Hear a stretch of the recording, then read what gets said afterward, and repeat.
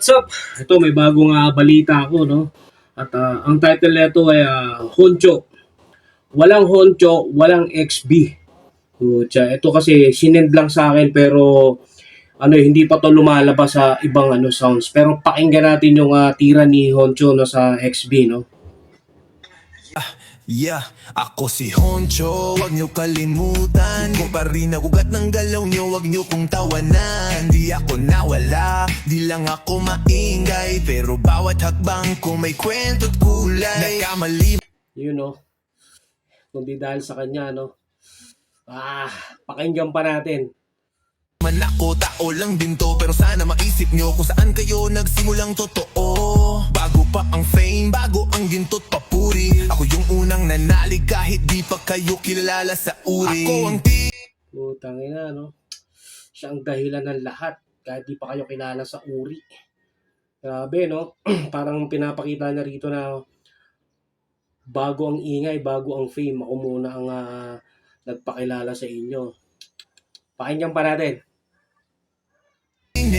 Bumuo ng himig bago pa dumami ang hype, ako na ang legit. XB yan, hindi yan basta pangalan lang, ako ang batayang pundasyon bago kayo sumikat. Di na kailangang ipagsigawan ang ambag ko. Kung wala si Honcho, di buo ang grupo. Maraming sumubok pero isa lang ang totoo. Ako ang original, kilalanin nyo kung sino ho.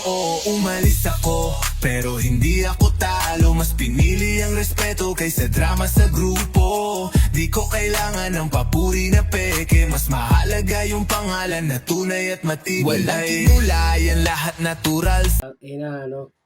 Grabe yung mga sinabi niya dito. Umalis lang daw siya pero hindi siya nawala.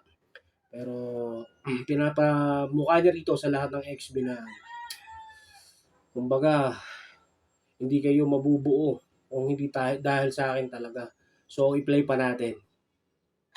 Sa dila, respeto ang sukli, hindi kwento. Sa kamera sila'y nag-iba, para lang sa eksena ako'y nanatiling totoo kahit wala na. Pinalad man ang iba, di ko yan kinutya, pero wag niyong kalimutan ako ang nauna. Ugat ng sistema, bago may sistema, di ko kailangan sumama sa hype para magkatwina. Sa dulo ng kwento, kayo'y magkakampi, ako mag-isa pero di kailanman naging talo. Di ako galit pero wag nyo kalimutan, ako ang ex-batalyon simula't katapusan. Hindi daw siya galit, no? Talaga namang pinapakita niya rito na umalis lang siya, hindi siya galit, pero siya pa rin ang dahilan ng XB. Actually, marami naman nakakaalam na si Honcho talaga yung punot dulo ng XB. Kaso may mga balita din naman kasi na parang tinangay daw yung pera ni Honcho, no? Ng XB, kaya umalis. So, alamin natin talaga yung punot dulo. So, play pa natin. Umalis ako, pero hindi ako talo, mas pinili ang respeto kaysa drama sa grupo. Di ko kailangan ng papuri na peke, mas mahalaga yung pangalan na tunay at matibay. Hindi ako galilimutan, ako ang ex-batalyon simula't katapusan. Umalis ako, pero hindi ako talo, mas pinili ang respeto kaysa drama sa grupo. Di ko kailangan ng papuri na peke, mas mahalaga yung pangalan na tunay at matibay, pre.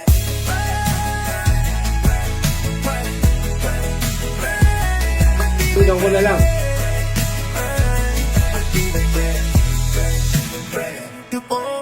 Umalis ako, pero hindi ako talo, mas pinili ang respeto kaysa drama sa grupo.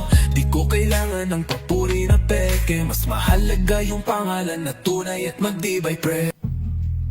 Yun, parang pinamukha niya na lang na siya talaga ang dahilan. Pero ito kasi hindi to account ni Honcho, pero binigay ito sa akin eh. Grabe, no? Siguro inutusan na lang to ni Honcho, no? Labas mo to para hindi na lang pero at least mapakinggan ng tao. Lupit din ang asset ko no? Binigay sa akin. Wala nga. So guys, yun na nga, no? Bagong tira ni Honcho sa XB. Alright.